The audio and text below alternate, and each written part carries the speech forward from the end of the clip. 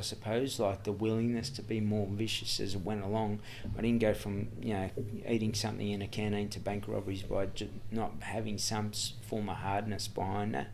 Yeah. I was sitting in the back of the truck coming back to Port Phillip Prison in Victoria, and I burst into tears, and I didn't even know why. And I just think, I don't know if I knew my life in that world was over, or the destructiveness in the background of your mind, the people that you damaged, your own kids, my own kids. I spent 15 years in custody, and I wasn't no father by doing that at the start of their lives. And he said to me, change your language to change the outcome.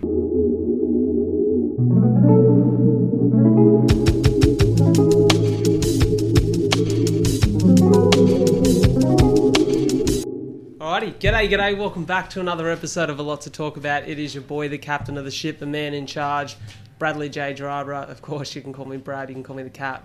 Call me whatever you want. If you're a fan of the show, I'm a fan of you. And as always, bloody blessed to be here, because today I've got another incredible guest in the studio. The HQ's getting a workout. We've been in here a lot lately, which is great. And today's guest has an exceptional story. He's a friend of a recent guest, Jimmy Storer. Was highly recommended, and as I dived into his story, I realised why. It's a story of redemption, a story of overcoming the odds of challenge in childhood, overcoming the odds of changing your situation in life and making something of yourself, making the best out of the cards you've been dealt. And as you know, I'm all about that.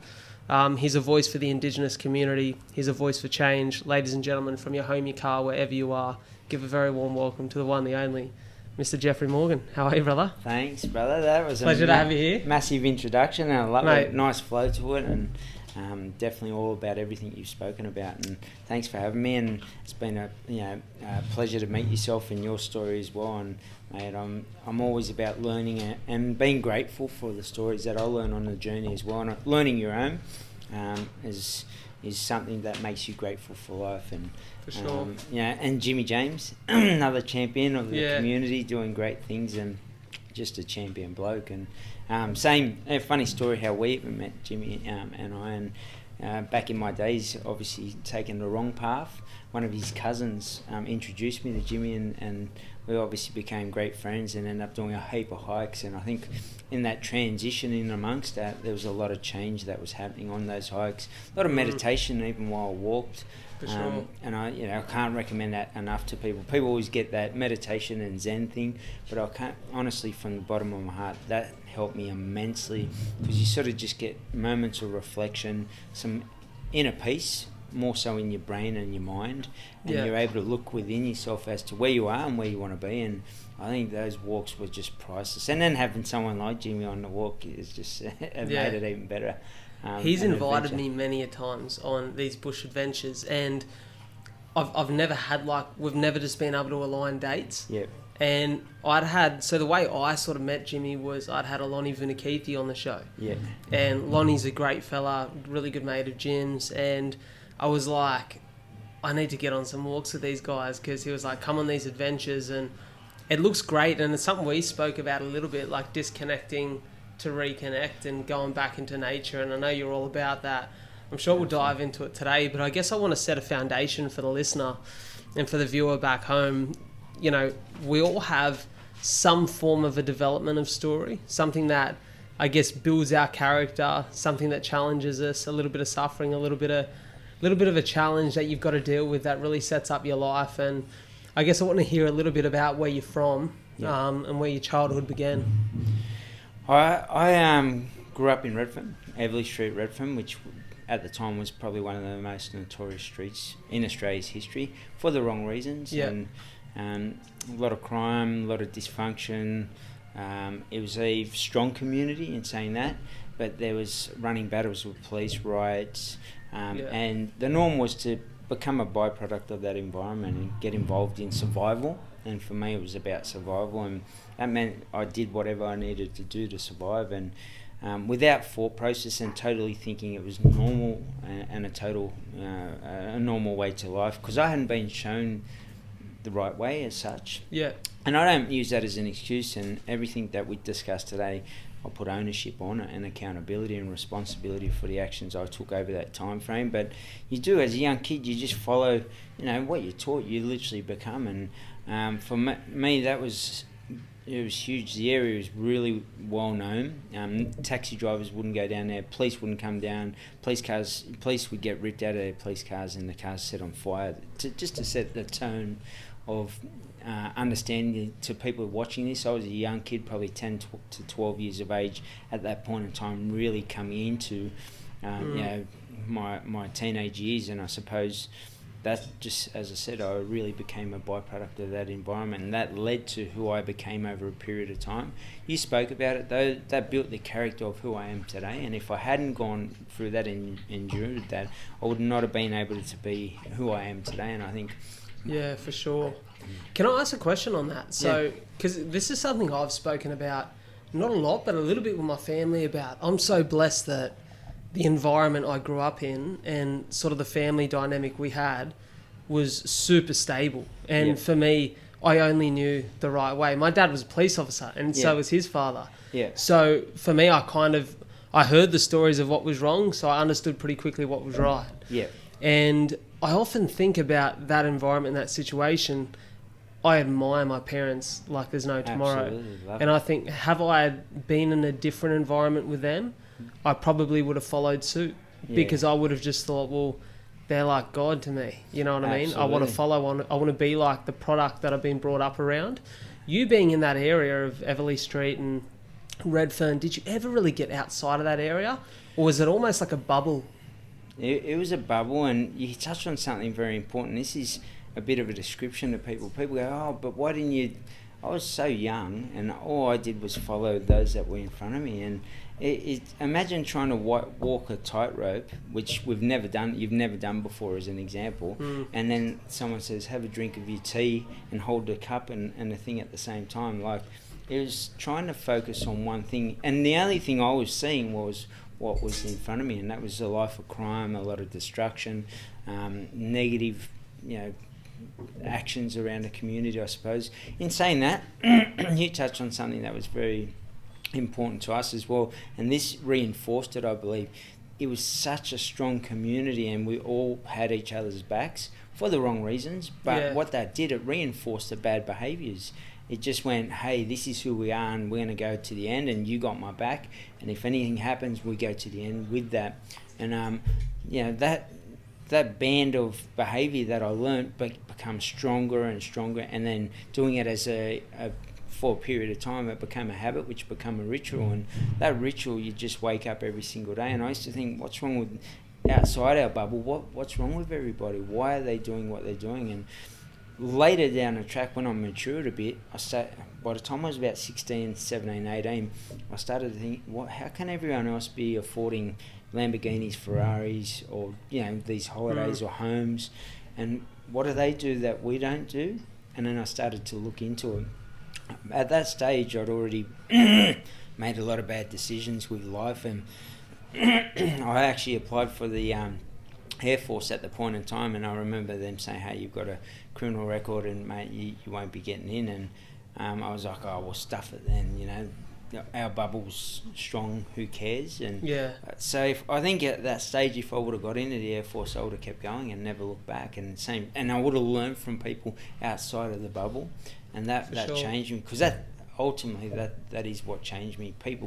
Interactions with people that were living normal lives and had good values, morals and beliefs. The ethics that I learned were around values, morals and beliefs. Don't dob anyone in. These types of things that you would not have even known, or and totally different lifestyles to yourself, and nothing in a bad way.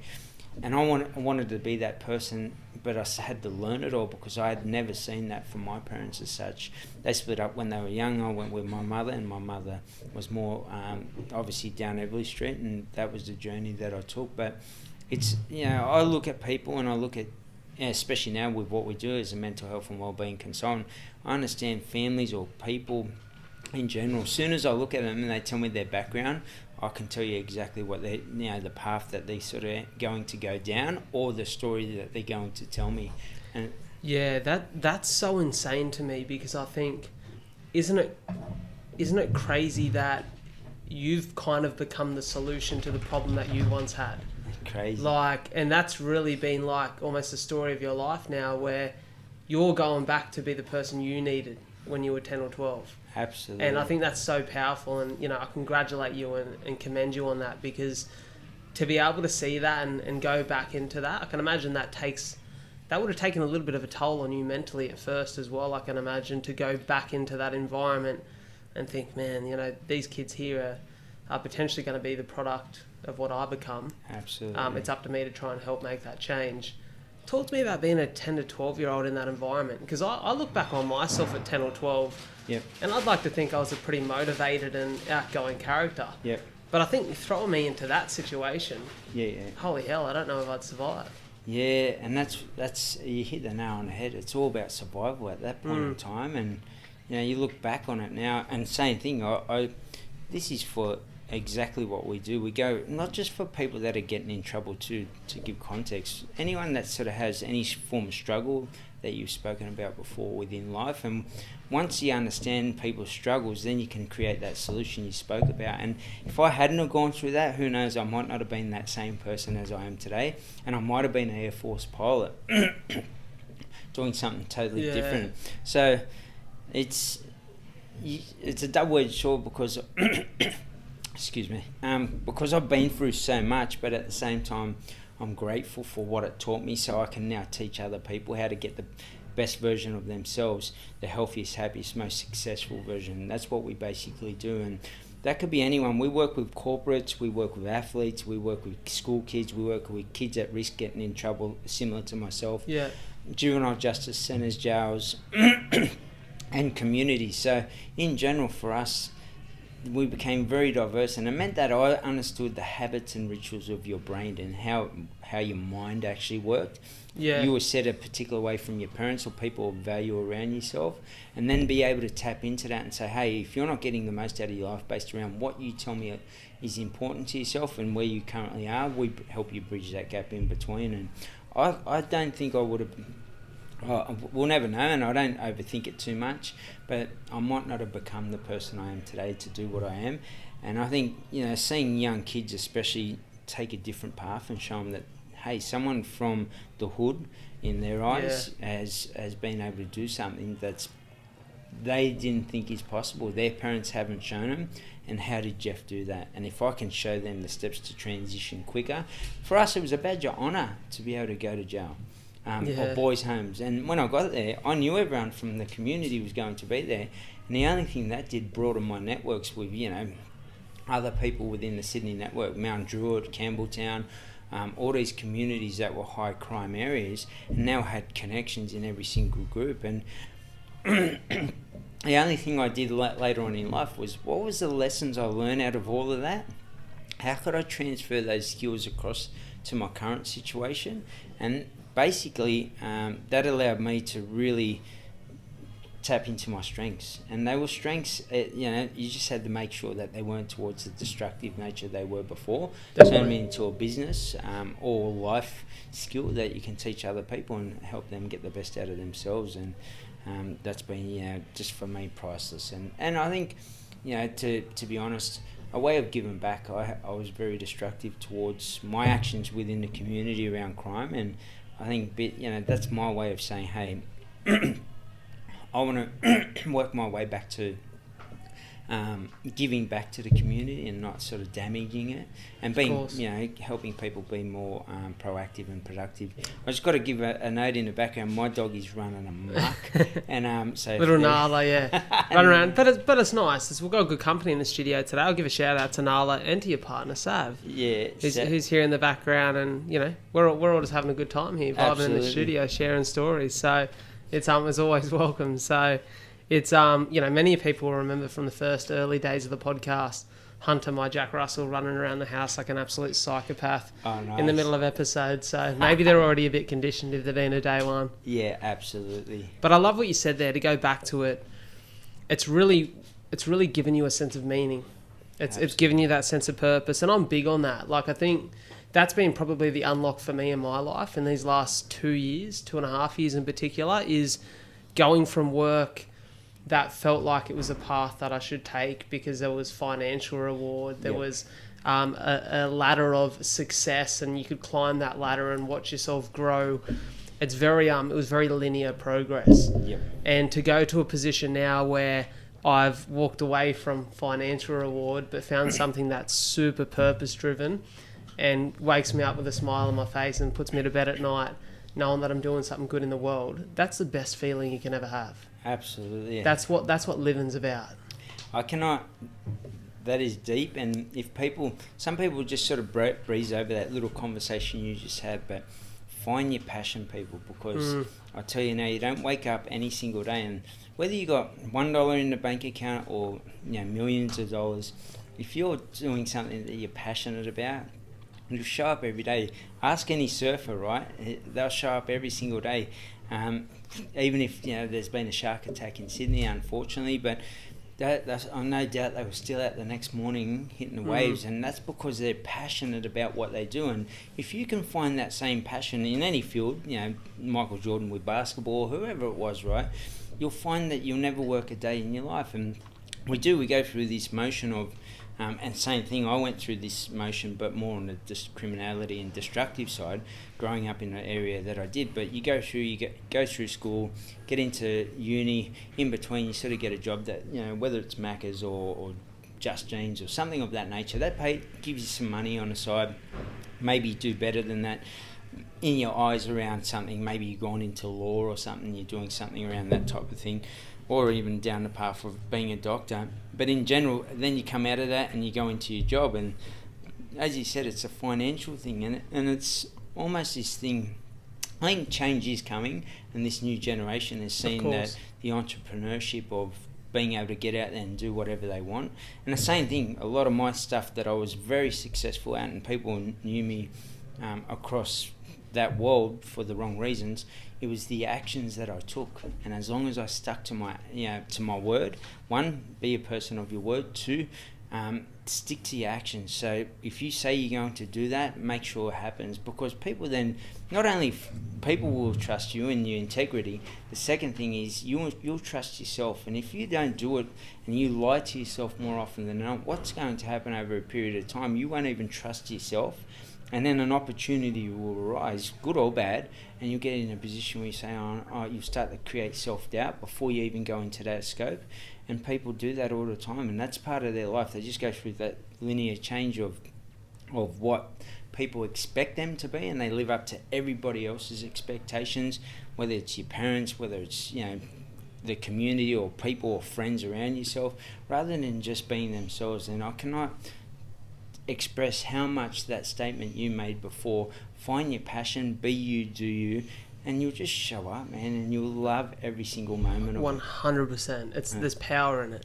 There's power in it, and I think that's almost like it's bred out of us a little bit in the modern world. Like, absolutely. You look at the schooling system, and I look back to the schooling system, and I think, man, like, I was so off track. Like, I was smart at school, but I was so off track with where I was going to end up or what I was going to do. Like, I thought I had it figured out, and I was just so far away from the truth. And I think that led to uncertainty for a lot of years. Absolutely. That ultimately leads to frustration and you feeling a little bit lost. So I'm grateful I found my path. And I think I say to people all the time, is this quote I love. Don't know if you've ever heard of Boyd Vardy. He's a lion tracker in South Africa. No. And he says, when you're following the track of an animal, or particularly a lion, sometimes you find yourself on track and then you find yourself lost. Yep. The track's gone. You don't know where you are, where the animal's gone. Yep. And he said, the path of not here is powerful. Wow. Because all it takes is you trying to refine that path. If you can't, you realise you've gone in the wrong direction, cross that one off, try again. Yep. And he said, as long as you try, enough wrong paths lead to the right one. Absolutely. And that would be my advice. And I think we get caught up in this, oh, I'm 25, everyone else around me has got a secure job now. Oh man, I need to find a secure job. Yeah. No, you just need to find your path. So just keep trying things. If it's a podcast, then it's being a fitness trainer or a mental health advocate in working in group homes or whatever it is, just try things. And eventually you'll find something that you wake up in the morning that smiles on your face in that first 5 seconds and you think, man, I'm keen to get after today. And that's usually when you know. Absolutely. Like, great analogies from it all. And honestly, I can't tell people enough. I agree with you with the schooling side of things. You get people who are passionate, these young kids that are passionate about anything, right? It could be sport, could be playing football, could be anything, art, and all of a sudden they're told, hey, don't draw in class. And this kid might be the next Picasso or whatever, some artist. I'm not the best person to go down the art path, but in general, we're stopping someone who wants to express themselves down one particular path and saying, hey, here's the lessons we're going to learn today. And we found with the schools programs we do with the kids, they switch off. Unless there's something that they want to learn, they zone out. I'll come into a conversation with a person and they hate woodwork and I start talking woodwork. You zone out. Yeah. It's like you'll go, oh yeah, I have this conversation not to be rude and respectful to the other person. But in general, they're not in it and they're not going to sponge that up because it has no relevance to them. And I think this is where schools these days, you're starting to see a lot of change. As I said, people can start to choose different thing in public schools. My dog is just on fire today. Loving that bit of fun. Literally, I've never seen her so vicious. She is the line you just spoke about. But in general, we send these kids down these paths and then they come out and same thing. They're battling because they're so ingrained now. They've done it for so many years schooling that the belief is now that I'll go into uni.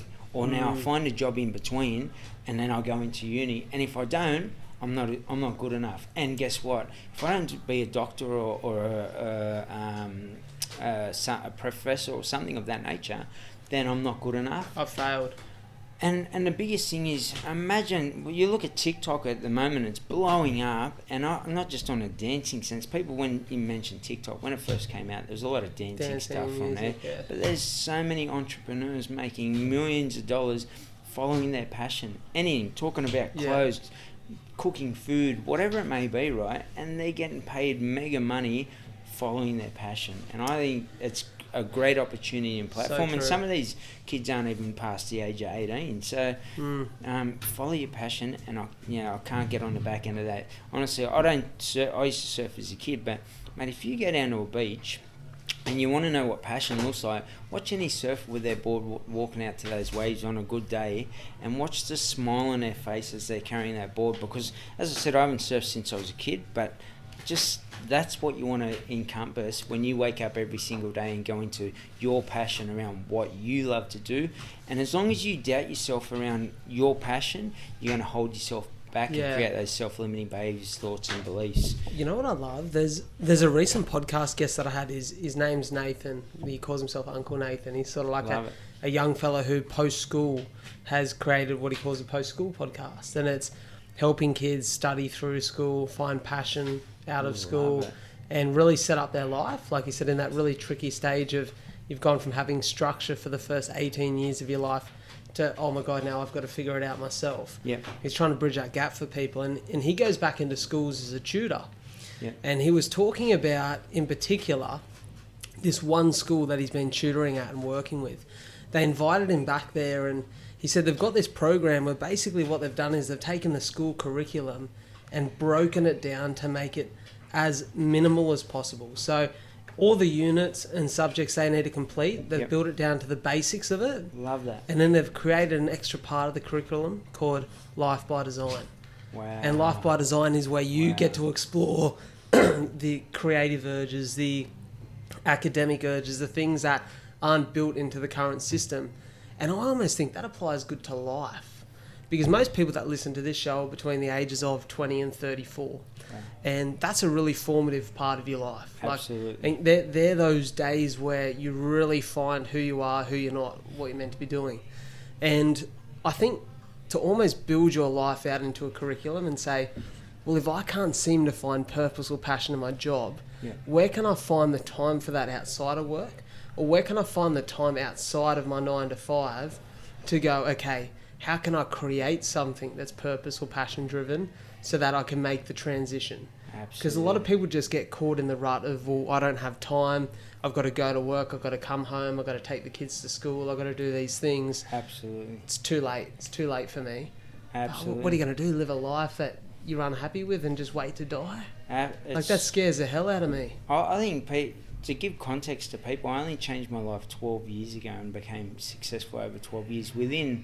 I think it was within 2 years, I had a TV show at that point in time. So Awesome. after 15 years of being in jail, in custody, in and out of boys' homes, in and out of jails, and living that destructive life for longer than that, obviously, probably a good 25 years, easy.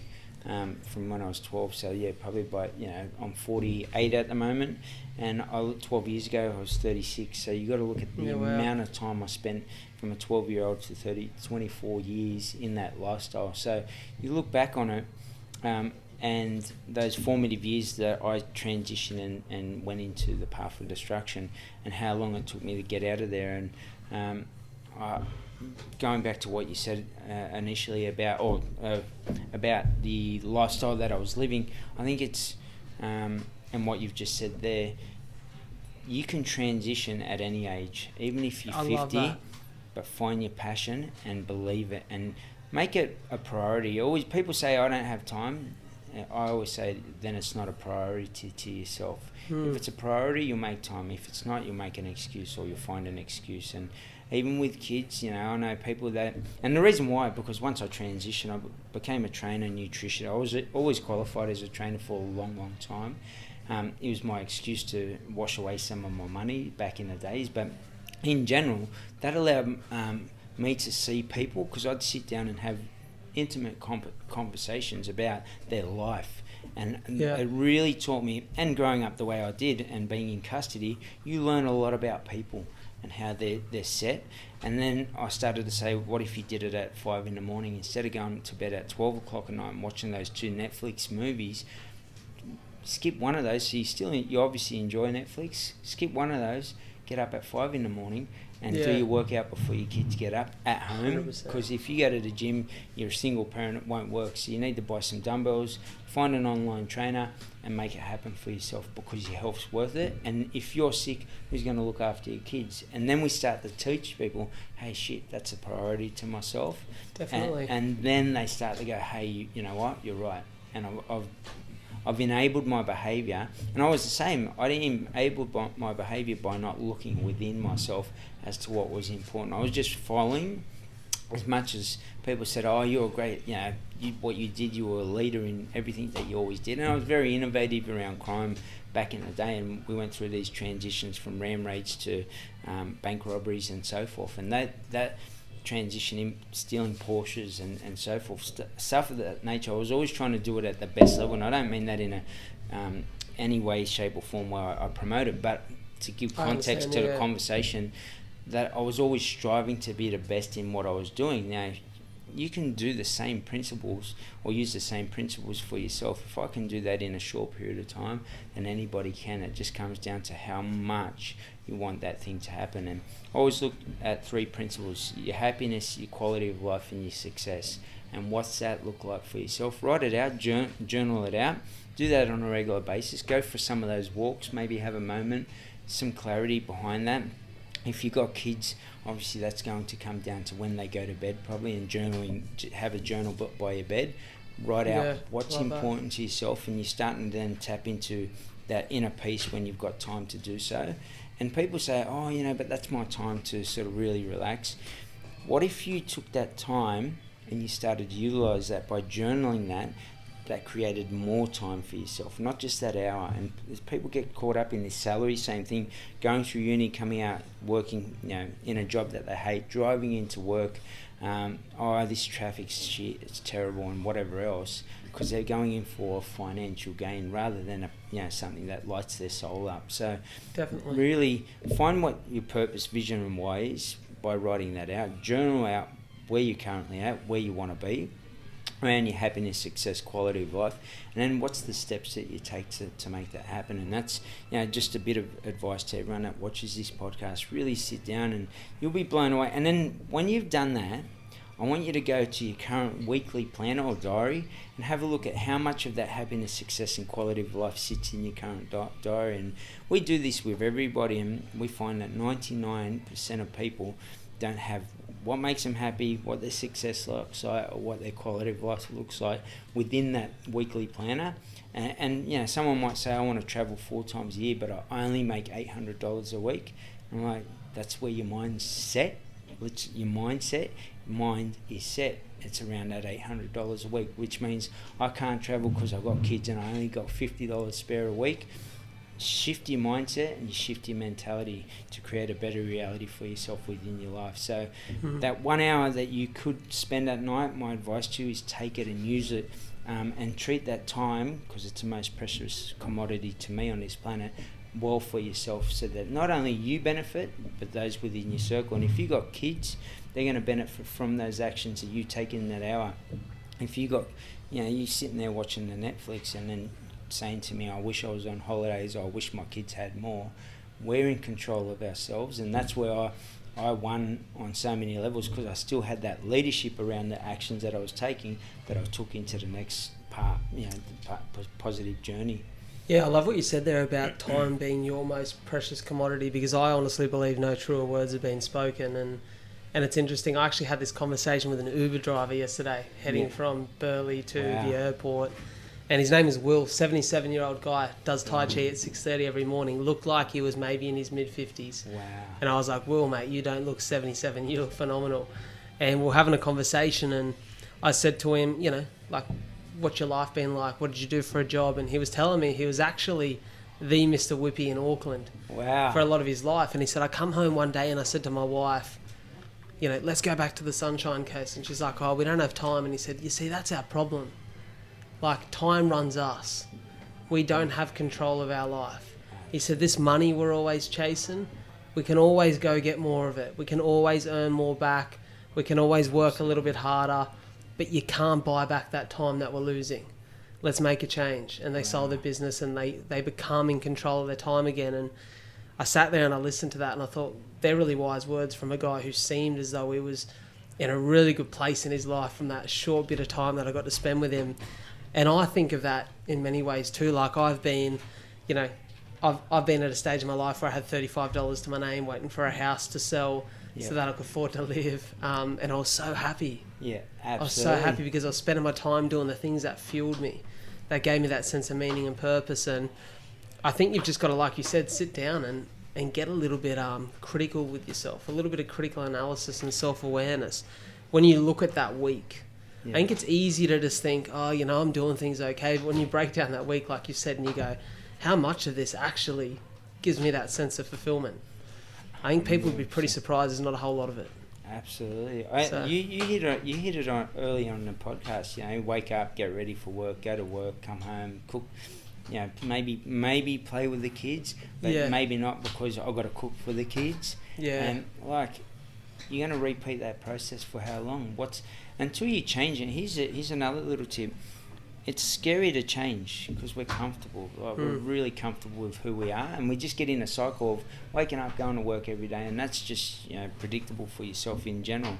As soon as you can shift and change that and say, hey, no, I'm not comfortable with this and I want more out of life, that's where the magic happens. And to do that, you have to journal as to what that looks like for yourself, because it's not in your current weekly planner, and you're going to wake up, make breakfast tomorrow morning, head in that traffic or wherever it is, head into work, get to work, hate your day. As soon as a customer serves you up the wrong way, you're going to, you know, sit there going, mate, I hate my job. You want to implode. And guess what you're going to do tomorrow? Show up to the same job that you hate. And people do it for years and years, and they get to 60, 70, 80, and they go, you know, I wish I'd gone to the pyramids, or whatever it is that you wanted to do. Started a business, moved from New Zealand to Australia, and what a great story from, you know, and a takeaway. But we just take time for granted. And, you know, I think when you do 15 years of custody, you sort of sit there, and I look back on it, and there was so many. The only thing I can do, I don't look back, and that's another tip to people.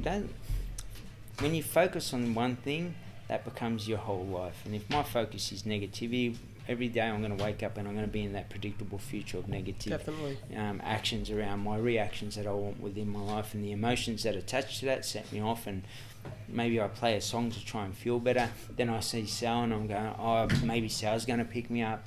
We get in this life of just what's predictability, but it's not around what lights you up every single day.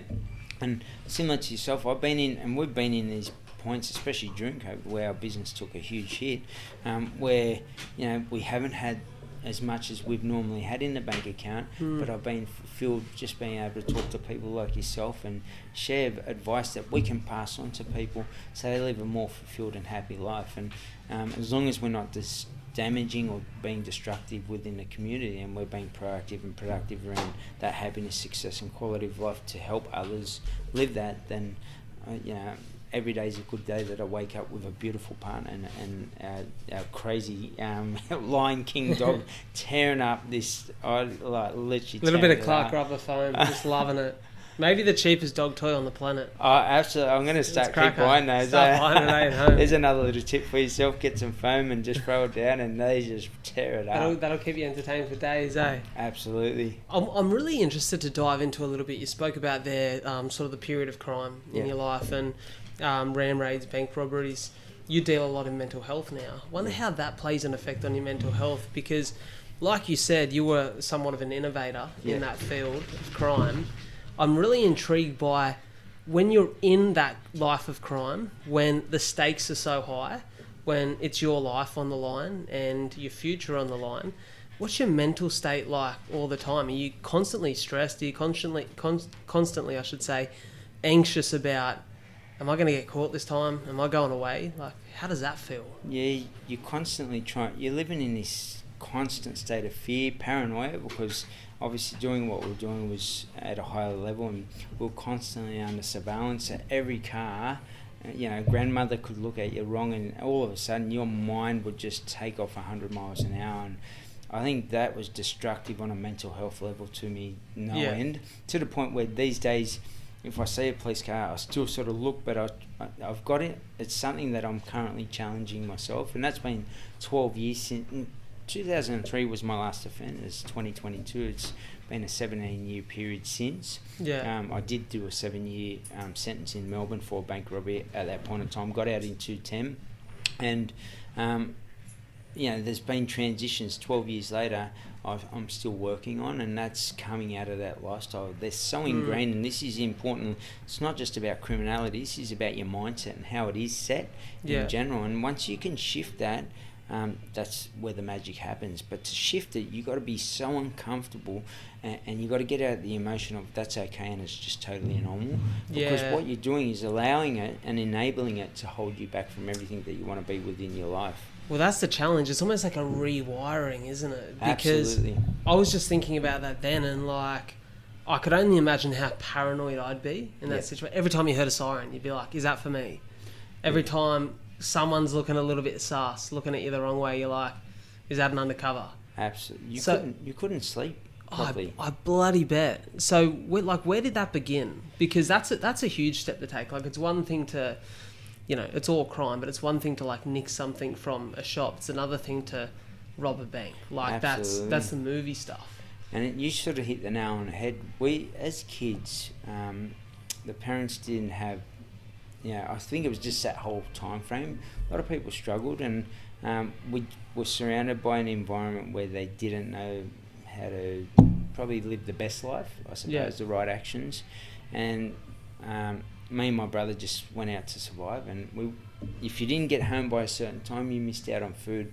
Then we'd try and sort of go around and sit around other people's houses in hope that they'd offer us food, and be too embarrassed to ask. But it got to a point where people would know that.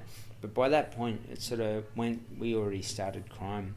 We got into a canteen, we're just sitting there eating some food, me and my brother, and literally we found a bundle of money in the Red Frogs, the old Red Frog story. And literally from that point in time, I went, wow, this must be in all the shops. So let's go and get the money out of the shops and we can buy whatever we want.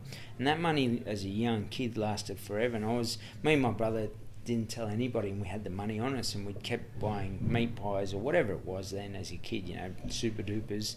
But that's where it evolved, and it shows you how easily that can transition and evolve into something based on the environment that you're in. Because everything that I was learning, it was just about making sure you survive. And if they taught me how to make money, or they taught me how you could make more money, that was the only way I knew. Amazingly, I was still attending school. My grandmother was kicking my butt at the time, and I loved school. But I was really caught between school and then rioting at night as a young kid, and then going back to school the next day like nothing happened. And I think even that alone, I don't know what I was thinking, to be honest, as a young kid. I was just thinking that those that had my back, I needed to have their back. Yeah. And I think it's an important lesson too. It's for me to get out of my lifestyle and the one that I was in, I had to say, hey, I know these people being loyal to yourself, but is it serving you around what you want out of life? That thing you've spoken about before, that passion, that happiness, that success. And I was like, yeah, it's great, but is it worth? If it costs you your mental health, it costs too much. That's a little saying that I like to say quite often. And to me, I couldn't even drive down the street and get pulled over, then look at, was that a surveillance car? And then you're sleeping, you hear a noise in the backyard, you jump out and you're walking out in the... Who does that? People go home. I go on holidays and I check if all the doors are locked when I go to sleep, so no one... Because I know what people have done and come into custody for. So I know that there's people out there like that, and they won't know that I've got a record, and they're walking in a dark house. They're going to do what they need to do. And I think that, for me, people don't think along those... They go on holidays, they're like, how good is this? Yeah. Exactly right, because your mind's set in that set mind. And I think that's something that it has taken its mental toll. Something you touched on before too was I became traumatized recently, probably within the last 2 years, because I realized what I'd done to other people. I was so set in my mind that I just was like, I'm surviving, and if you're going to get in my way, I'm going to do what I need to do. And that was the mentality around it. That wasn't cool. But then 2 years ago, wow, what about all the mothers, the parents, the people, that have maybe and still carry to this day? And I did a radio interview once, and he said, if you could speak to your victims of crime, or victims of crime in general, what would you say? I said, mate, if you've been a victim of crime, especially even one of mine, reach out to me. I'm going to have a conversation with you, and I'll do all I possibly can to tell you why it happened, and not to justify it, but then say, hey, just know it was more about survival. It wasn't about being crazy, and we never had the intent to go in and hurt anybody as such, but it was just about us surviving. And has anyone ever reached out? No, that was from a Melbourne radio interview. Okay. And no one had, and by all means, same thing. If anyone ever sees this, and you, even if you're not a victim of my crime, and I can help you. There's no justification for crime, but just understand that a lot of people, when you sit down in custody, and that creates change. And for me, even though I've been through custody, sitting down with people and listening to what they're telling us, and it's something my grandmother taught me, listen and learn. And then we can learn from these people, because we can send them to jail all you want. My network became wider. My my viciousness, I suppose, like the willingness to be more vicious as it went along. I didn't go from eating something in a canteen to bank robberies by just not having some form of hardness behind that. Yeah. And that's what we're doing to people that we throw into custody. There's people that are just way out there. When you're sitting in custody, you're like, well, this bloke's going to do some damage somewhere. And then there's people that are just literally, they've just never been taught the right way, and their programming is set a particular way. And it's like you going into work. Most people will take the same route every single day to work, and the same principle then. They're just taking the same way to work every single day, and that's all they know. As soon as we say, hey, you can do the same thing and probably use your skills in a better way and make 10 times that, they'll be like, how do I do that? Because people always want to know the benefit and value towards them as an individual, and how their life can be more enhanced, right? And if I said, but you're not going to be a criminal no more, but you're going to be a salesperson, they're like, yeah, but how do I do it? That's all. And that little shift in conversation, similar to ours, will allow me to see something like yourself, the way you've grown up, how you conduct yourself. I'll take bits of that and I'll walk away and be a better person for it. And that's how we learn and grow. And same thing in the business field. We're never going to become millionaires or billionaires if we're surrounding ourselves with people on the dole, and I mean that in the nicest way. If you choose to be on the dole, maybe it's because of medical reason, maybe because that's the life that you want to live. Totally up to yourself. But in general, if we do want to be the billionaire, what's that look like? How can we replicate that? You want to be an athlete in the NRL, NFL, whatever it is, NBA. How can we be that if we're just sort of, we're wandering down the park, having a few shots at the ring like every other person? We should be down there at 6 a.m. doing a 2-hour session, then doing some sprint work, doing, flexibility and all of this above stuff. But we'll never know what that looks like if we've never been shown. Well, we've heard it many times before, right? And it's so true. You are a byproduct of the people that you spend your time with. 100%. And for me, I've probably noticed that recently, where a few situations in my life where I'm really blessed. One of the great things that... one of the great recognitions for me is I have an incredible community of people around me. Awesome. And I feel so grateful and so blessed for that. But I've had a few scenarios in maybe, say, the last 2 years where I've been a little bit more aware of how important and how impactful that community has been for me and the way I react and respond to things, where I've been in situations where someone I've had an interaction or some form of relationship with has reacted in a way that I thought was wrong. Yeah. And I was able to sit back and go, I understand, because I'm looking at the community around them, and I understand why they would react that way. Yeah. Because those people that they're spending their time with are predisposition to act that way if they were in the same situation. Absolutely. They're learning by watching what's unfolding around them. So, you couldn't have said it better.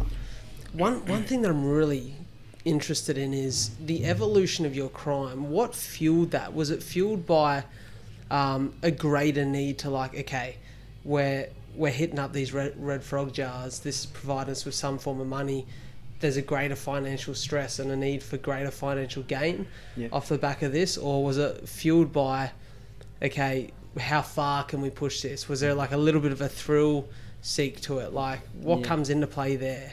It was, to be straight out and honest, I look back on it and I think to myself, same thing, people go, was it to be who you are? Oh, you're Jeff Morgan or whatever it was in that world at that time.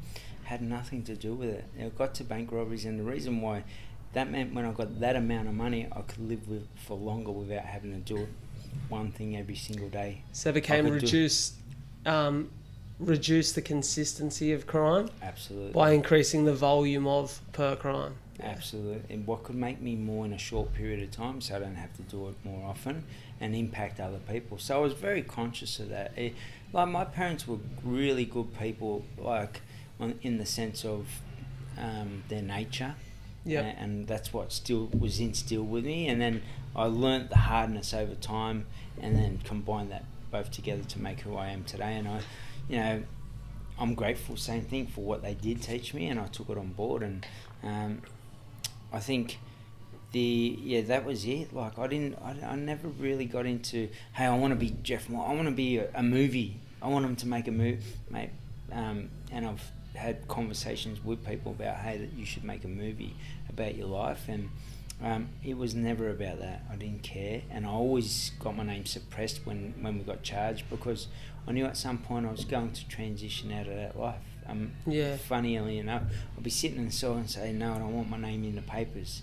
So my name never, as far as I knew, ended up in the papers. Yep. Nor did anyone ever say, hey, you're in the paper with your name in it. And I was never proud about it. It was something I did. So that taught me, it wasn't about that. It was just honestly a survival thing that turned into, how can I do it better so I don't...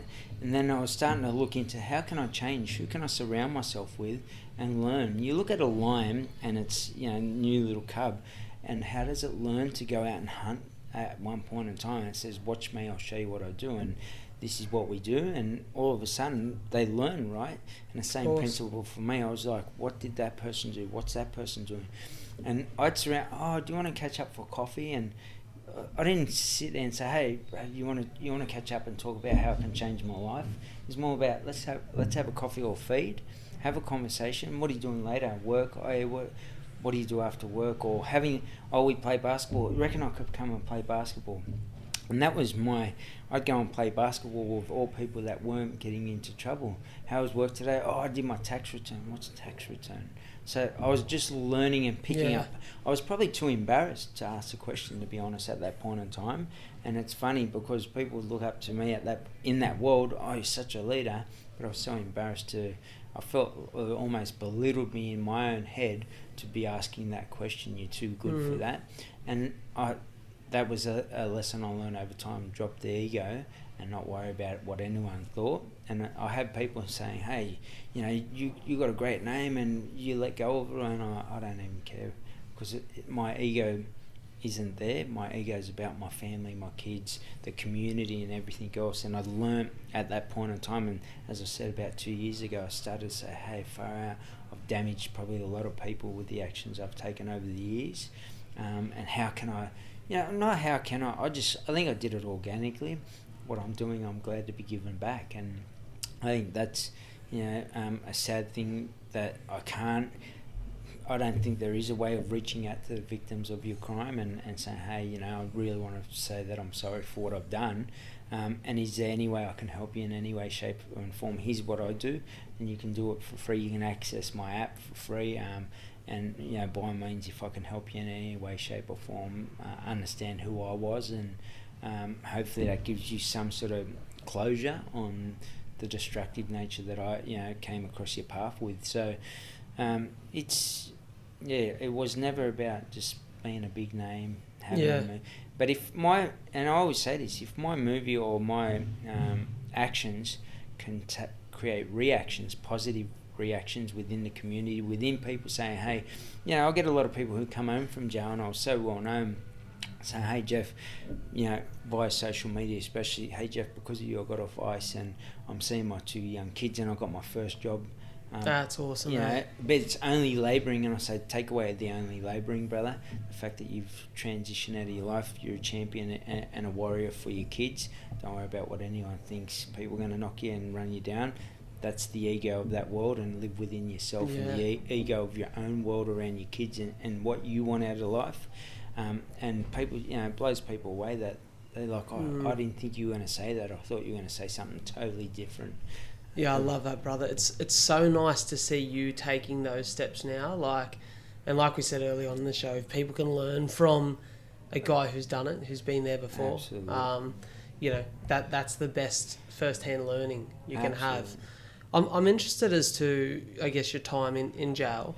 Was that where the transition was for you? Like, was it whilst being in there, being maybe a little bit more alone with your thoughts, or being surrounded by, I guess, the rawness and realness of consequences that come with those actions, or did it come outside of jail? No, I'd say definitely in jail. So it changed me, and I've got to be grateful for I try and look at all the positives of life, because as soon as you focus on the negative, you find pain. As soon as you look at the positive, you find happiness. So for me, what was the lessons I learned out of each situation? And jail, I look around and 90% of jail on drugs. And they're chasing the drugs within. It's like little ants walking in and out of cells, and then there's the trouble in the background of that, and then it's just. And I was sitting there going, is this what you really want for the rest of your life? And I think the last time when I got convicted, I was sitting in a truck because I was the only one that went to trial out of all the boys that were there, and I was sitting in the back of the truck coming back to Port Phillip Prison in Victoria, and I burst into tears, and I didn't even know why. And I just think, I don't know if I knew my life in that world was over, or I was like, you just can't, do you want to keep going down this path?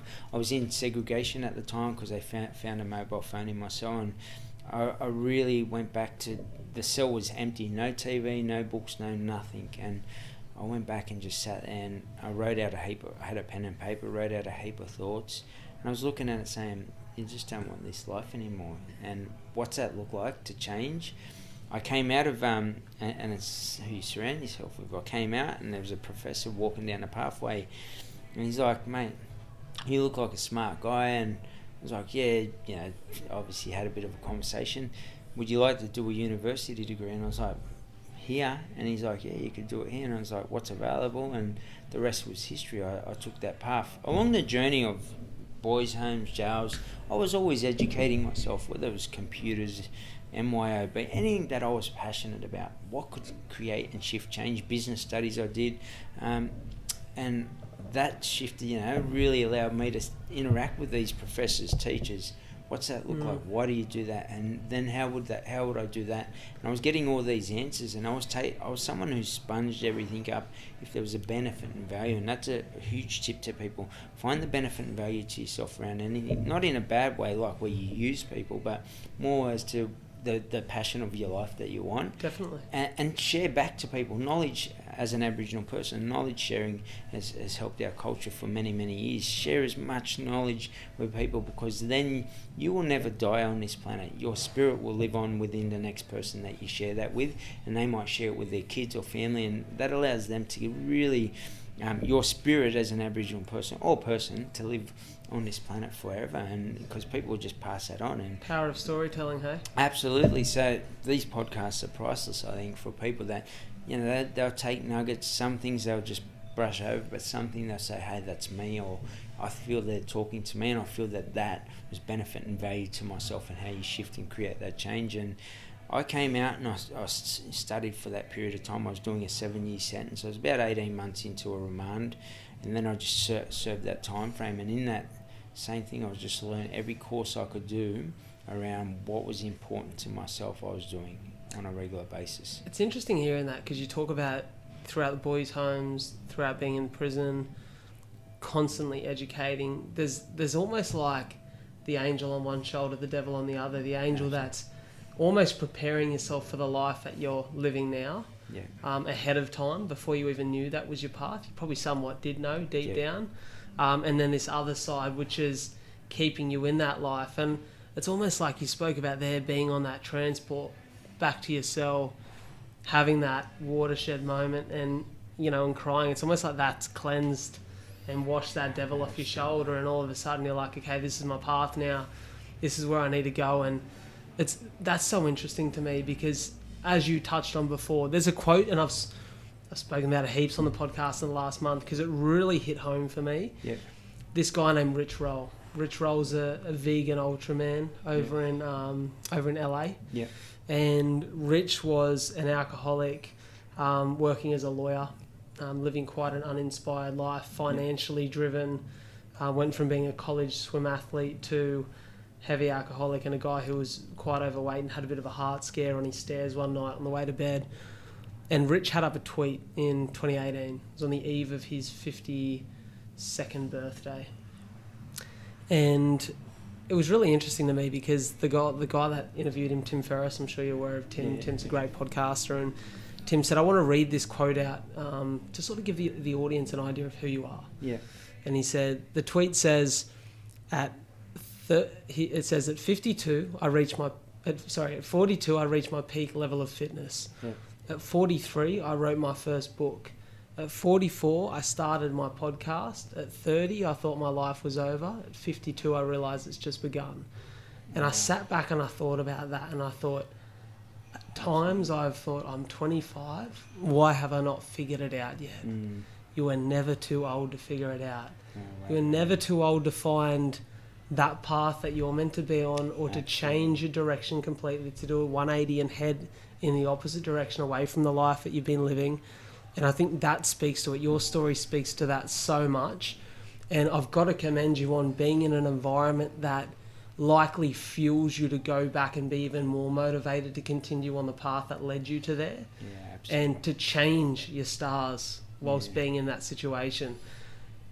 Quickly, I want to sort of go off track and talk a little bit about the stuff that you studied, and maybe some of the things that really spoke to you whilst you were educating and learning yourself.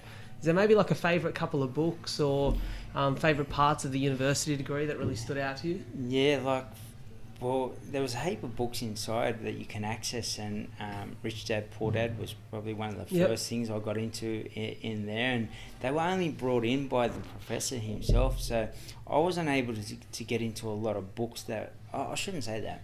there's a lot of books that were meaningful, but probably not what I would have read if I had the opportunity to read. Yep. So I was just constantly trying to upskill myself.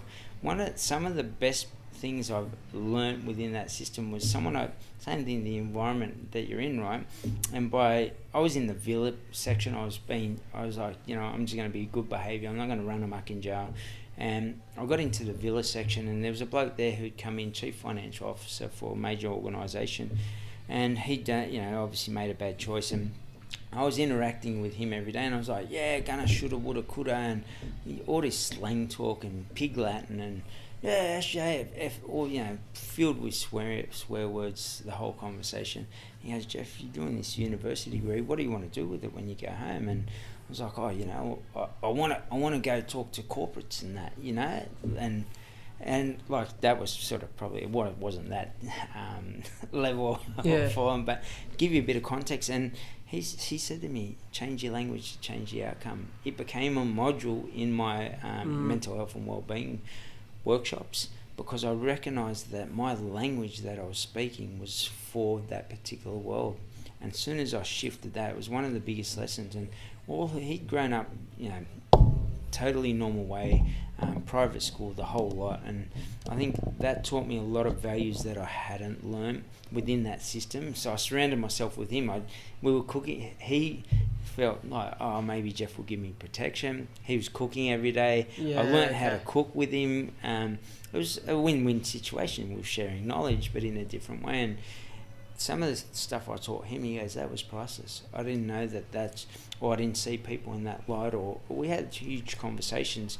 And that was probably the best book I ever read, was his mind. And I love that. And in the nicest way. And I think Rich Dad Poor Dad was great. The Seven Keys, Stephen Covey's book of the 7 Keys to the search. I loved it. I get it out, son. 7 Keys to Power? No, it was to effective not habits, because I'm crossing over with a few people in my mind now. What's on his different name? Books. Stephen Covey, The 7 Habits of Highly Effective People. That's what the... yes, I've heard many things about this book. So, it was just, I went blank. My mind was thinking all these books, and biggest tip to people, read books. And these days, if you don't want to read and you don't have time to read, when you jump in your car to work, even if it's a 20-minute drive, you got Audible, you got YouTube, you got this, you got so many podcasts and people sharing. Like, you've got professors that you can access that teach you about the mind on a deep level versus, Stephen Covey. And I think that was for me, being productive and proactive was huge.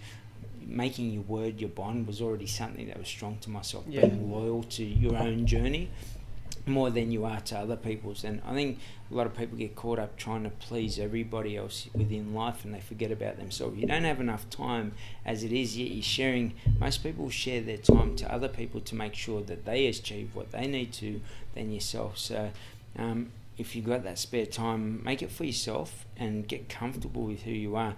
Then get uncomfortable being comfortable, or get comfortable being uncomfortable with who you are and where you want to be. And when you shift that, I promise you're going to start to find it's an uncomfortable journey. There's a lot of anxiety, stepping into fear. Start saying yes to things, but around what lights you up. And I promise you, on the flip side of that, you'll find a lot of happiness. One thing that you touched on there, I actually had a massive conversation about yesterday with my mate Steffi. We were kicking back over some brekkie and burley, and we're having a chat about language. Yep. And you said there that, like, change your language, change your life was one of those lessons that this fella gave you. We spoke about how in Australian culture, right, we've got like this funny language that we've built where, you'll go down the beach and you'll see someone on Monday morning and you'll say, bloody Monday, what's on today? And they'll go, I'm actually going to do a bit of work down the beach here. And you go, it must be nice. Yeah. Right? And we all do it. We're all guilty of it. It must be nice, eh? And then all of a sudden, even if you don't mean that, it's almost like you think you're supposed to say that because that's the societal norm. But then you go to work and you're thinking, man, I wish I was sitting down the beach to work today. My life sucks. that language starts to become how you actually feel, even if you didn't mean it to in the first place. Your language defines who you are. You start to become a product of what you say, and it makes you feel a certain way. And I said, it's really interesting because I speak to people all the time and they go, oh man, must be nice just getting into the podcast studio and just talking to people for a living. And I'm like, actually it is, it's incredible, but don't forget that I sacrificed a lot of money every year and a whole heap of security to be here doing what I love. So one man's challenge is something that comes easy to another man. Do not compare. Do not wish someone else's life on you or wish your challenges onto someone else. Sit back and you've actually got to assess it, because you learn pretty quickly that the picture isn't as clear as you think it is when you're looking from close up.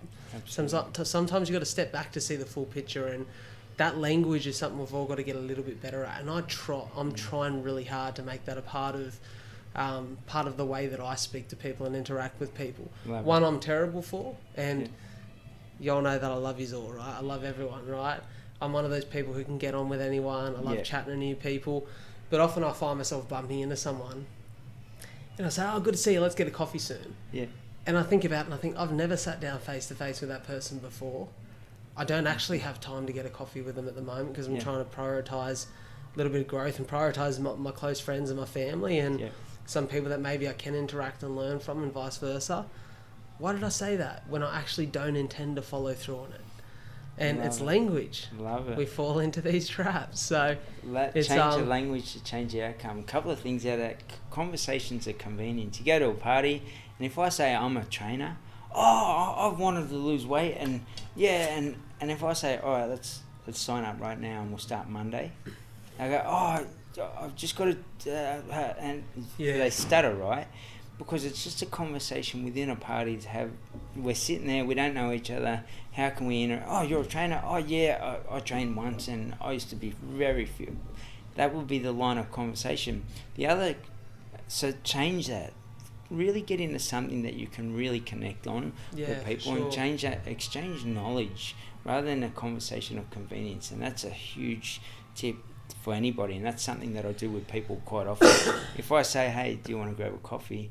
They say, yeah, we should do that soon. I say, when are you free? And I open my diary and do that, because then I've got intent. But what's the purpose to? It's great to see someone, but if you just, if they're doing woodwork, you don't like woodwork, it's pointless. They might be an amazing person, but it's not a connection that's going to have any positive for either party. And time is precious, and it's not a knock on the person. It just means that they're not your person in the nicest way. And the other thing out of that conversations thing that you've touched on is a lot of people that wake up and it's raining outside, and I say, what a shit day. That's the first, shit, what a terrible day. I put money on it. If you spoke to someone wherever we end up, whether it's heaven or whatever you believe within your own journey, and said, hey, we'll swap you with this person if you appreciate it more than them, and you said that to both people, and they say, actually, wait a second, how beautiful is that, the sound of rain, and how lucky am I to be alive? And as soon as we shift that conversation, we shift our attitude. Literally, when you speak, it's like we're literally typing as we speak when we come out with whatever words we're coming out with, and your brain will only hear what you tell them. Ultimately, you wire yourself a particular way. That becomes your software that then becomes the predictable actions of your emotions that turn you're thinking, you're speaking, and then the emotion attached to that. So if it's, hey, what a beautiful day and I'm lucky to be alive, I'm going to go out on a bushwalk, and all of a sudden you've really shifted that, what a shit day, into a powerful moment. You get out on this bushwalk and all of a sudden there's a rainbow coming up and you're like, this is meant for me.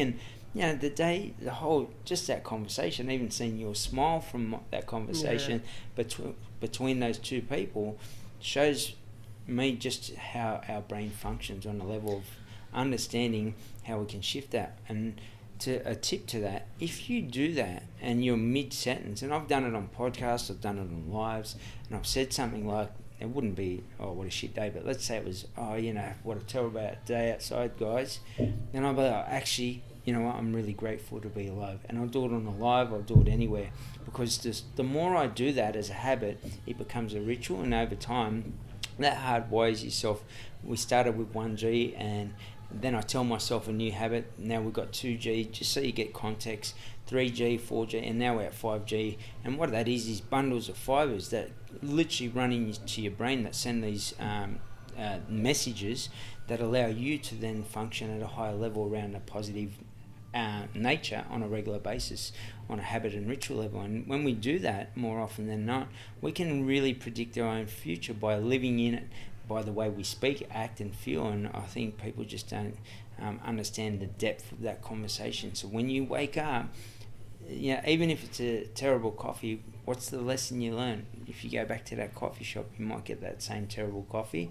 But I'm lucky to be able to afford this because there's someone somewhere right now, literally, there was I don't think it was a Nobel Prize picture. It was some picture prize that of the vulture waiting for the kid to die. I don't know if you ever saw that picture. No. It's a beautiful, I shouldn't say it's a beautiful picture, but the bloke ended up committing suicide after it. They took the picture because he realised that we live in this crazy world, and he took the picture and it won him a prize. But it was literally a vulture waiting for this young kid in Africa or somewhere of that nature to die. And I think when we take away and say, oh, what a shit coffee, rather than say, hey, you know what, I'm lucky that I've even got this in my hand. Somebody doesn't have that right now. For sure. We constantly live within this realm of positivity. And people have said to me over time, oh, you're too positive. And I'm like, each best wishes. And I just keep going. No problem. Have a great day and take it easy, because that's not. You invite your circle in, and if you're inviting that in, and your network is destructive, negative on a mindset, a conversation, an action level, then what do you expect on the back end? You can't expect positivity. And as much as same thing, if we did a bank robbery, it might sound great, and there was hundreds of thousands of dollars taken at that time. The last one I got charged for, as an example, might sound great.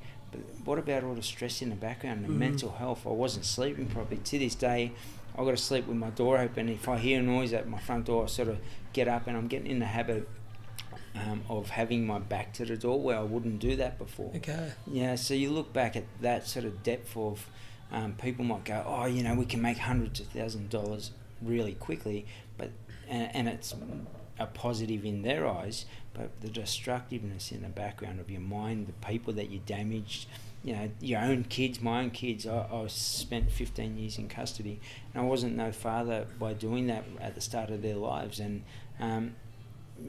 that's all destructive.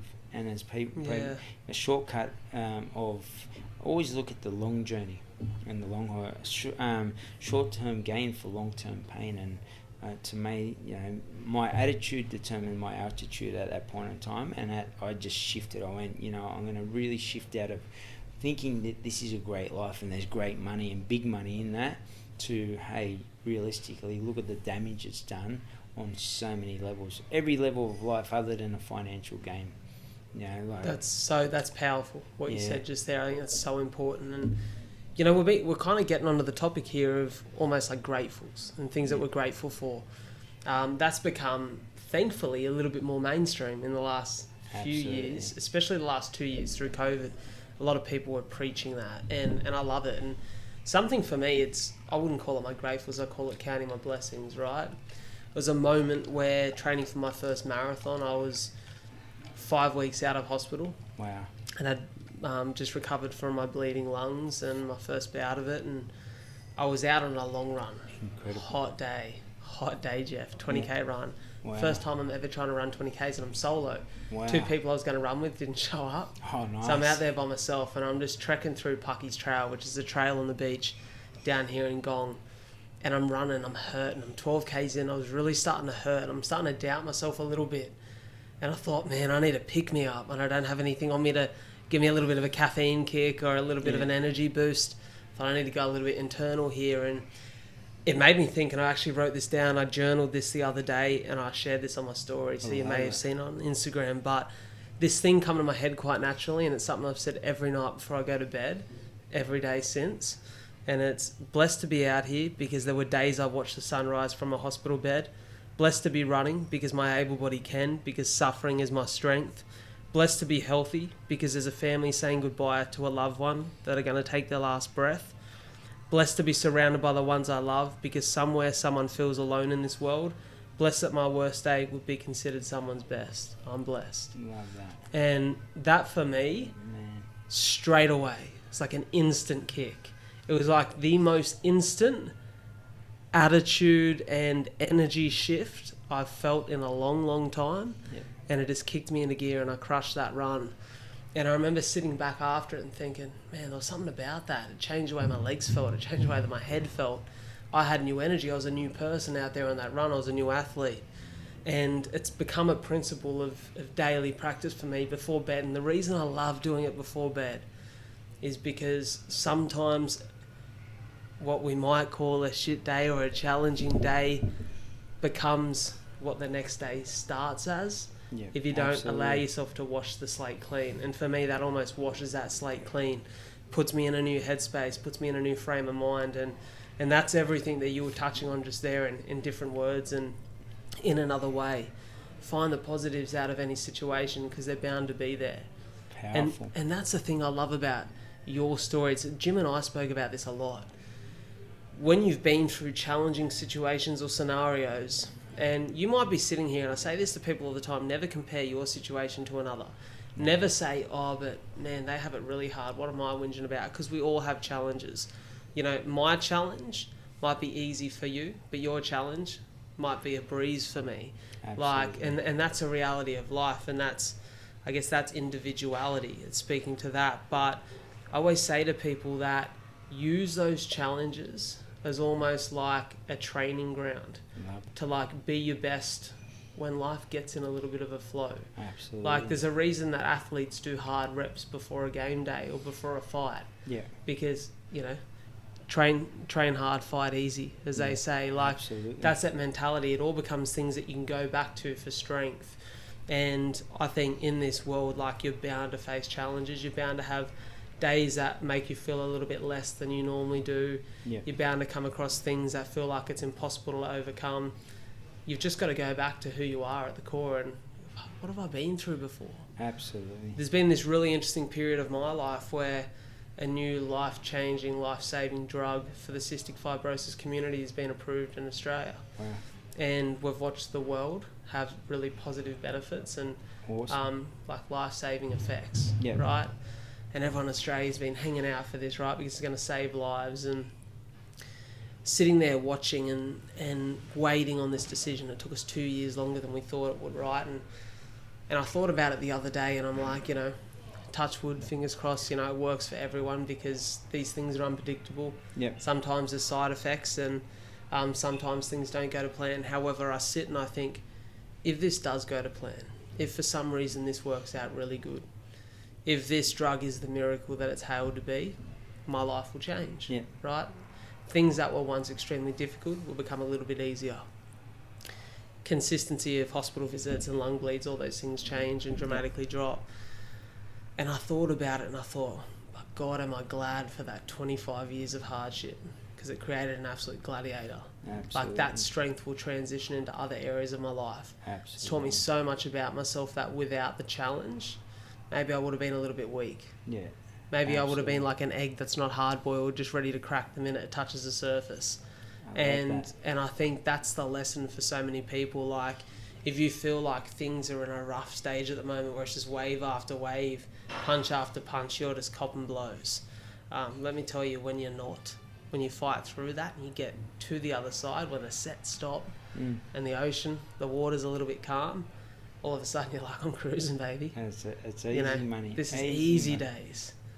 Going back to your run in general, people don't realise fitness, and it's something I did, obviously being inside so long, we trained quite a lot to keep us sane, and it cannot tell you how much it helped my mental health compared to those that didn't. And then obviously I bet. even those that, whether they were on drugs or not on drugs, both the effects of us those that trained were a circle within the jar, and versus those that didn't, and those that were on drugs that didn't as well. So And then there was those that were on drugs that would train as well. So it was a huge, and you'd see the different types of people that they were. Like literally, the circle was the same sort of mentality around particular things, whether it was foods, how you acted, how you spoke, how you conducted yourself. Totally different people, and I think that's where a lot of the respect came from myself, because I conducted myself a particular way. I never worried about the drug side of things. And I think taking you back to that conversation about you though, and how that relates, it's what you tell yourself, right? Everything is, you are speaking it. And people always ask me, what pre-workout do you take, Jeff? And I was like, I don't take anything. And they're like, what do you mean? And I said, this is my pre-workout here. And you know, I not beat up, I'm like, do you want to be that same person that you were before and just give up, or not be that person that you possibly can be? What's beyond this? And if I'm doing 10 push-ups, why not do 15 now? Why not do 20? Why not do 100 and get to it? And when I get to that point of pain, now I'm going to find 10 reps. And it's not just about physical exercise. This is a mental thing that can push you past that 12Ks that you got to and was really struggling. And then I don't need no pre-workout, I don't need anything to inspire me but myself and my own mind and the control I have within that. And that mind control is just so powerful for anybody listening out there, that if you can get into it, you touch on a very, and I mean this in the nicest way, not to people, but we are a soft-edged society. People just get hit once and they're like, oh, you know, that's it. I'm just going to stay within this whole lane and that's it. And I'm not going to venture out. Even though I've got goals and dreams, I'm going to take them to the cemetery with me, because it's so scary out there. And as soon as I stepped out last time, I got hit by that truck. And I was lucky, it ran over my foot, but I'm going to just stay in my own lane. And I'm comfortable, and I get in a vicious cycle. Even though it's damaging to them, I want a partner, I want to have kids, I want to buy a house, I want to travel more, whatever it is, right? Buy a Lamborghini. I don't know what you want to do, but they just won't do it because the fear outside their bubble is scary. And even though they're in a bubble of destructiveness, not being productive around what's important to themselves, that's causing anxiety, stress, heartache, pain. Picking the wrong people, because your circle now is in a circle where you're vulnerable to other people who are in a situation where they're not the strongest versions of themselves in the nicest way. And then you expose yourself to that, and that relationship breaks down because there was no direction and drive from either you within that. And that soft egg society, that's what ends up happening. If they were already soft, they go even softer, because now they get like, no, I'm not going to trust other men or women. And so the relationship part, I'll break it down. If they're not happy with themselves as an individual, now you're stuck by yourself within this vicious cycle of destructiveness around your own mindset. And people just live like that until they get to their elderly ages and they pass on and leave behind. Some of those people could be so passionate about science, art, anything within life, but they just won't take it up because we don't deal well with the hits that we take within our life. And people just got to realise life's going to hit you so effing hard that it's just a reality. You have to get to a position where, how am I going to deal with this when someone dies within my family that I love? My parents both passed away. I was from cancer, two brothers from brother and sister suicide, another brother from a preventable health issue. Now, how could I deal with that and say, oh, my life sucks, and how come you didn't get that to your family, and be bitter about it? But I can be better. Don't be bitter, be better. And that's the lesson I learned out of it. What's the lesson I can take out of every situation? And my dad dropped at home. 7 weeks later, they said, mate, he's going to last probably 7 weeks. He had a brain tumour. And what can I do in this next 7 weeks to get the most out of every single second that we've got? Time being that commodity, and what can I learn? Let's have conversations. How did you meet mum? What did you do? How was it growing up during that time? And all those conversations, similar to ours, will help me grab nuggets from him that I can use for the rest of my life to be the best of my life, and pass it on to yourself in this conversation. And you tell your friends, and his spirit lives within all of us, and he never leaves this planet. And that was something my grandmother taught me. So,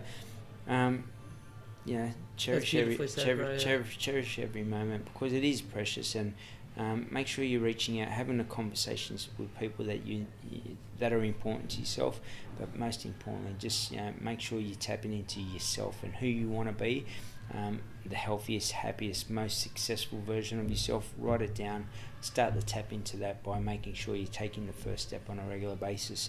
And have a look at Stephen Covey's book, The 7 Habits of Highly Effective People. It's definitely an older book, like it's an old school. I think a lot of the old school guys had really good values, morals and beliefs, and their principles, ethics were really set strong. And then use it in a more modernised world. This new generation, I think they're very driven around business, and they're driven around passion business, not business just to make money, but hey, I'm going to do my podcast, and at some point in time, all of a sudden you got millions and millions of views on your podcast, and you get paid sitting down the beach drinking coffee with your mates, surfing or whatever, right? Definitely. And that is where people, they don't see the end light, and because they're working for their money, and you're always chasing money. How much money do you want? You see, I interact with millionaires, and we help them on a work-life balance, as an example, on a mental health and well-being level, and they're not happy. How much money do you need? I say, you could retire now, buy a bunch of investments, and have that money coming in on a regular basis, and spend great time with your family and friends. How long you been doing this? I go, probably 30 years beyond what I should be doing it. I've got X amount of dollars. I'm like, when do you expect to retire and enjoy that time with your family? And do you reckon, you touched on it before, reconnect that disconnect? And I think people just don't realise time will chew you up and spit you out. And if you don't think about it today, I promise you, my voice will ring in your head when you're sitting there in your elderly years, maybe down by the beach going, I wish I went to the pyramids, I wish I bought that, house, car, or whatever it may be. And I think, let today's lessons be a sign for yourself to take the action to create the reactions you want within your life, so it's a better life. I love that, man. There's an old parable that really hit me for 6 when I was in that environment where I was chasing money, and it was businessman takes his family to Italy for a holiday, sitting down next to an old Italian local who's fishing off the jetty, and he's fishing off the jetty and he catches a few fish every day, and he goes home, and on the last day of his trip, he says to this old fisherman, he says, man, I can't wait until I can do what you do every day. That's the life, hey? Just fishing off the jetty, enjoying this beautiful place. And the old man said, why can't you do what I do? And he said, well, I've got to go home and work hard for 50 weeks of the year so that my family and I can afford to come here on holidays and fish for that 2 weeks. And he said, how do you afford to do it? And the old man said, well, I come down here every day, I catch enough fish to feed my family, I catch a few more, the sale of those fish helps me live a life by my means, not above it, and I get to do what I love every day. So you could do what I do, but you choose to have the unnecessary things that don't fill you with the happiness, success, or the joy that you're actually seeking. Crazy. It's ego. It's the crippling nature of society where we're built to believe we've got to have all these things that don't actually speak to us individually. Absolutely. So like you've said many a times through this podcast, just write down what you want, who you believe you are, and the direction you want your life to take. You'll find some answers in that. Very powerful story beyond words, because you see people at barbecues, I got the new whatever, 4-wheel drive, some particular. Oh, me too, John. Yeah, I'm going to get that too. Yeah, I've been thinking about getting the particular brand of 4-wheel drive. And all of a sudden that becomes the conversation of convenience, and it's living up to everybody's expectation within that circle, rather than saying, hey, I'm going to buy, I don't know, anything, a little Datsun, because that's just what I want. And being happy with your decision and not worrying about what anyone thinks. Who cares? And if it's a Ferrari on the other end or something, who cares as well? Best of luck to that person. And if that fulfills you, if someone said, oh, would you buy a nice car? You've got the money to do so. I could buy the car, but will it fulfill me? And if I got in that car, I would cherish every single breath of that leather interior and the sound of the engine and the drive, the power behind the drive or something of that nature. But I wouldn't get it because I need a Ferrari to make sure I'm worthy within society. And that's where we get caught up, trying to please everyone else. You'll never win trying to please it. You'll lose within life, I promise you. Because Definitely. what car you get the Lamborghini. What car's next? Like, is there a car worth more than that? I don't. There might be, right? So you get the top end car. How much? What are you going to do then? You're going to buy 10 of them. You're going to buy. Next thing you're buying a Tesla spaceship, you know. Yeah. Then you're trying to get the spaceship and then fly to Mars and all of the above, right? And you look at those people that are doing that down that path. Each to their own. If that's filling them. And I'll say this to people, man. whether you're on the dole and you get to sit back and walk your dog every day and that's the life that you choose to live, just don't complain about those that are driving the Ferrari at the other end, and vice versa, or anywhere in between. And it's your life, but if you're not doing it on your terms and you're doing it for everybody else, you'll never ever please yourself. So Definitely. Journaling that really gives you scope of what you want. And people, always say the old A to B race. We're in Sydney now, or Wollongong, I should say, and we race to Perfew and I got the GPS, I got foods, I got fuel, I got a car. You've just got a car and no direction. And I tell you, meet me in 10 John Street in WA. We know who's going to win, and this is people understand the lesson of that and the depth of that. You're going to get lost on that journey, and yes, you'll have adventures on the way, but you might even find what's important to yourself on that way. But in saying that, if you knew what your journey was and you went straight direct to that, you tell me that you're not going to find more happiness out of that. If you're into art, and I know a lot of artists aren't making huge money, but then they transition, they get their art onto products as an example, and all of a sudden they're starting to make huge money painting, doing what they love. They rock up to the studio, and similar to what you said, people say, I wish you could do what I do. And they say it to me, I wish I had your life. I'm like, you can. The only thing is the same thing. You're choosing to believe that this is all that's available to yourself. Technology these days allows us to access professors, businessmen at the highest. Tony Robbins is doing stuff all the time, constantly, that we can learn off. Yeah, of course. People on a mindset level, so many different podcasts around so many different subjects. And what are all the lessons we can take, all that knowledge that we can take and acquire and really build our brain strength up, or our brain IQ up, on a level relevant to your own passion. And when you do that, I live for me, and I don't mean that in a nasty way, but it attracted Sal, it attracted the dog, it attracted the people that are in my network. And I literally, in the nicest way, said, I'm going to curate my social media. Those that are being destructive, I'm going to try to help you a little bit, but at that point, and if that's a regular thing, this year I was going to delete those people, because I want to open my feed up. You don't want to sit down at a cafe and music's blaring and you're trying to have a nice conversation with someone. Just as an example, they're serving terrible coffee, they swear at you, or the service is bad, they spill it on.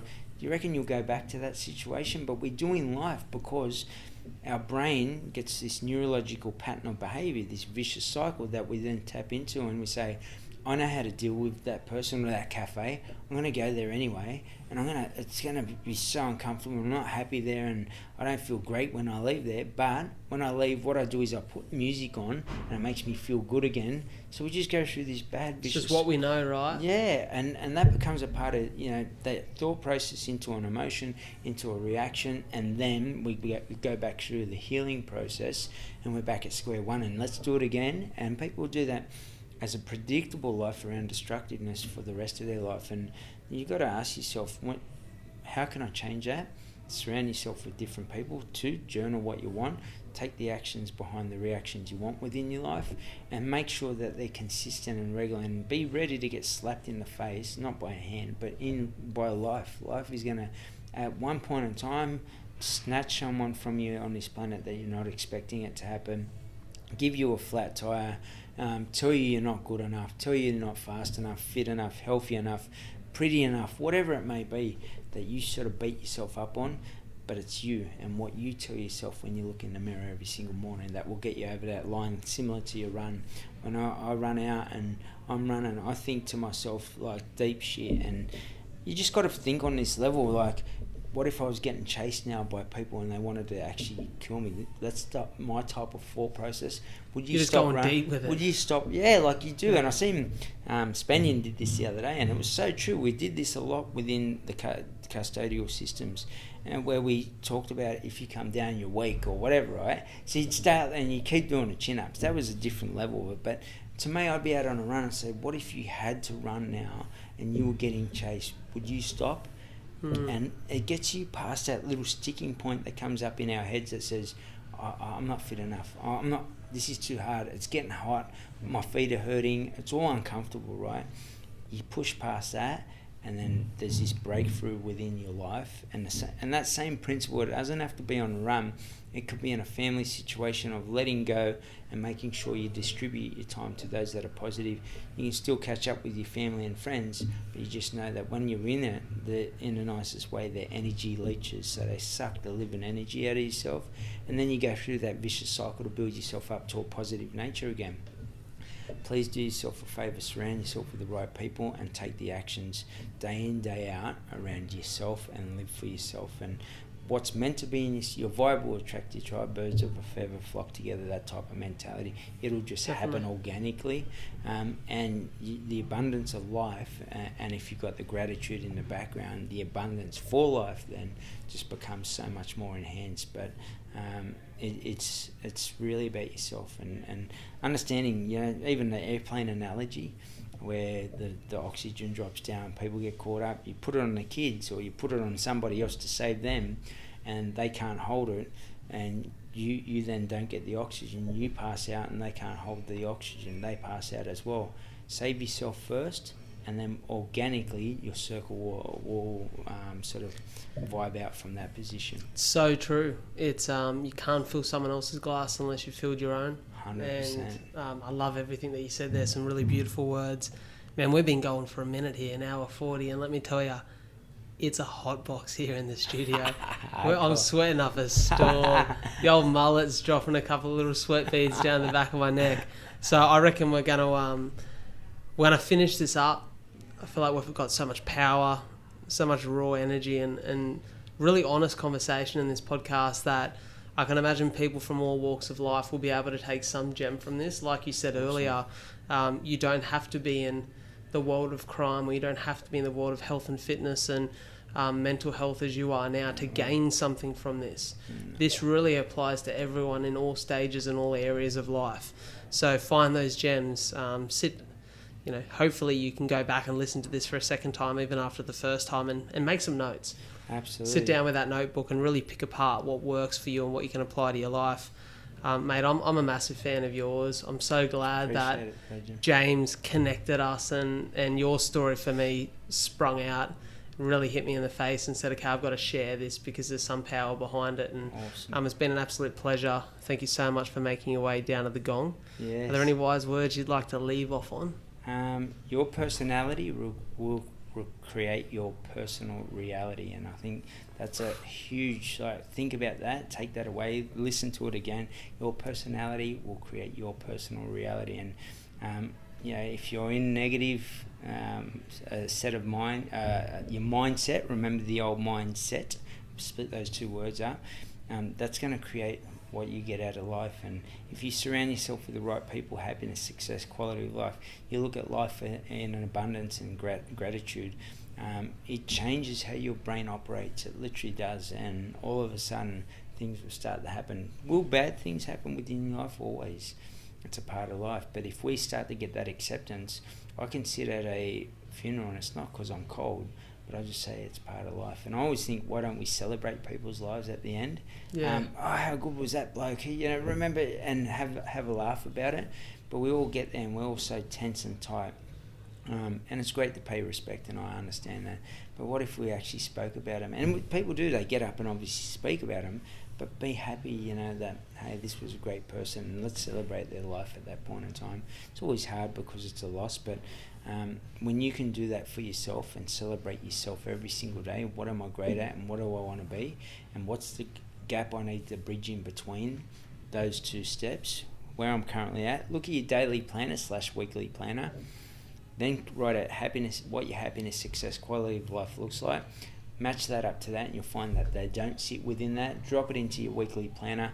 Make time for yourself if it's a priority. Make an excuse if it's not, and don't expect something to change next year if you're doing the same thing this year that's caused you the stress, anxiety, heartache, pain, and suffering that you've had within your life. You control you, and you know the only person that can change that is yourself. Don't focus on the external, because the internal is in control of everything. If you put yourself in an environment, you'll become that environment. So I truly hope it's helped someone somewhere across this planet be a better individual, and that then passed on to their kids, their family, their network, I should say, to improve their net worth on a life level. So I love it, mate. Thanks for having me. It's been a pleasure. Love the story and love what you shared, and I value your time, energy, and effort for today. And from the bottom of my heart, thanks for having me, legend. No, you're always welcome here. I'm going to make sure that your tags, the links to absolutely everything you do is in the show description. So for everyone listening, watching, get around that description, hit up this man on social, show him some love off the back of this episode, reach out and connect, and you'll get some great value out of what he does in his world. So thank you so much, brother. Legend. It's been a Thanks, pleasure. man. Cheers.